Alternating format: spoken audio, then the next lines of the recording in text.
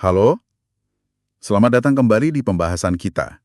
Kali ini kita akan dalami sebuah cerita awal yang menurut saya menarik banget dari buku The Third Door-nya, Alex Banayan. Kita fokus ke bab pertama, judulnya Melihat ke Langit-Langit.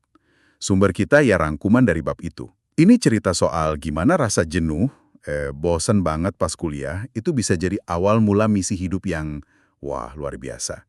Bayangin aja, mahasiswa prakedokteran ngerasa salah jalur, terus nekat gitu, mau ngejar orang-orang paling sukses di dunia. Buat apa? Buat dapat semacam apa ya dia bilang? Cawan suci nasihat hidup gitu. Oke, nah mari kita coba bongkar pelan-pelan ya. Gimana ceritanya dari cuma bengong liatin langit-langit kamar, kok bisa kepikiran rencana gila buat ngeretas acara kuis TV? Agak aneh ya awalnya. Alex itu digambarkan lagi di titik jenuh parah. Dia di jalur prakedokteran yang kayaknya sih itu impian orang tuanya banget, Iya, kelihatan gitu ya. tapi dianya sendiri merasa kosong, hampa. Ada kutipan di sumber Anda, dia merasa kayak domba yang ikut aja sama kawanan. Bener-bener cuma tiduran, liatin langit-langit kamar, mikirin ini hidup gue mau dibawa kemana sih? Hmm, Ditambah lagi beban pikiran soal pengorbanan orang tuanya. Mereka kan pengungsi dari Teheran ya, sampai ambil hipotek kedua segala demi kuliah dia. wah itu pasti berat banget sih tekanannya. Banget. Nah yang menarik, justru rasa kosong, rasa tertekan itu yang jadi pemantik, jadi katalisator. Dia butuh sesuatu buat keluar dari kebosanan akut itu. Butuh inspirasi. Cari pelarian gitu ya. Bisa dibilang gitu, tapi pelarian yang produktif. Dia bikin misi buat dirinya sendiri, wawancara tokoh-tokoh top dunia kayak Bill Gates gitu, buat nyari tahu rahasia sukses mereka. Ini kan beda banget sama teman sekamarnya, yang udah jelas gitu jalur hidupnya. Alex ini kayak, mau bikin jalur sendiri.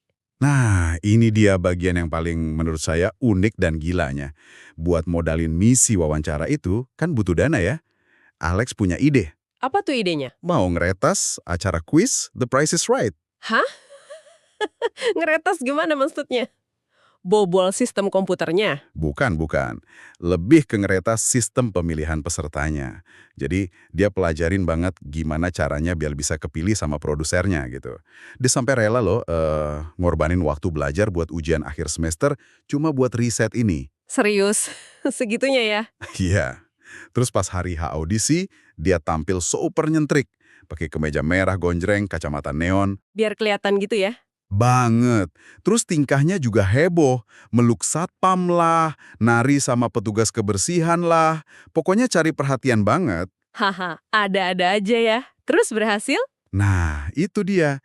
Dia dapat tips kunci dari seorang nenek-nenek yang juga nonton di situ. Tips apa tuh? Katanya, kalau nawar barang di acara itu, selalu tawar di bawah harga asli.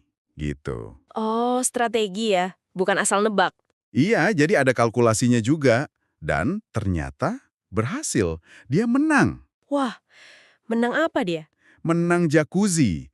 Dan dia udah punya rencana langsung mau dijual buat modal awal misinya itu. Keren sih.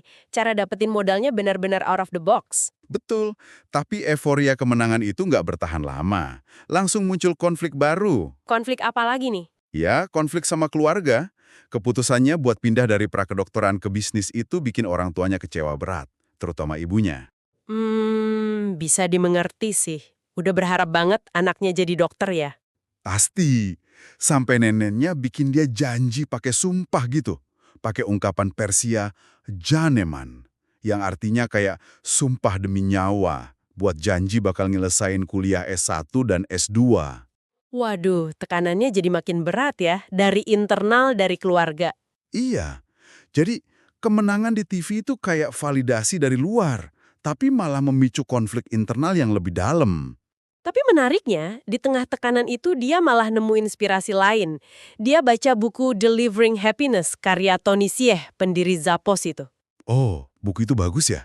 Iya, buku itu seolah masih dia izin gitu, bahwa ada kok jalur sukses lain selain jadi dokter atau insinyur kayak yang diharapkan keluarganya. Itu kayak ngasih dia kekuatan buat, lanjutin misinya.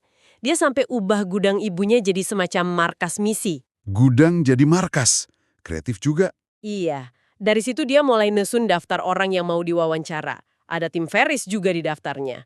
Dan dia dibantu teman-temannya juga sih. Jadi, gudang itu kayak simbol perlawanan sekaligus awal baru ya? Bisa dibilang gitu.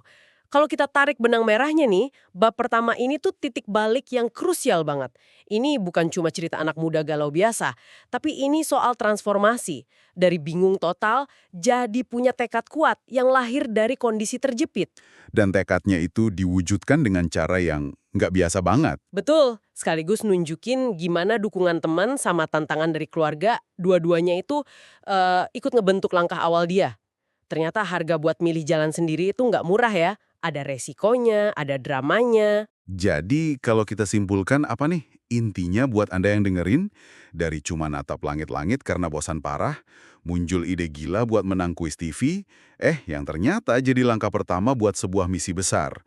Belajar dari mentor-mentor terbaik dunia. Ini baru awal banget ya. Iya, baru pemanasan. Ini mungkin bisa jadi bahan renungan juga buat Anda. Seberapa sering sih momen-momen jenuh atau frustrasi atau rasa, kok gue di sini ya? Dalam hidup Anda, itu justru jadi pemicu buat perubahan besar. Ada nggak langit-langit metaforis yang lagi Anda hadapi sekarang? Yang mungkin aja kalau Anda berani respons, ada potensi tersembunyi di baliknya. Dan mungkin sebagai penutup nih ya, coba deh bayangin sejenak. Kalau waktu itu Alex nggak ngambil langkah pertama yang aneh dan berisiko itu, mungkin aja nggak akan pernah ada buku The Third Door. Bisa jadi ya. Ini ngingetin kita soal potensi yang seringkali muncul justru di saat kita lagi nggak nyaman atau ngerasa buntu. Oke deh, sampai jumpa di pembahasan kita berikutnya ya.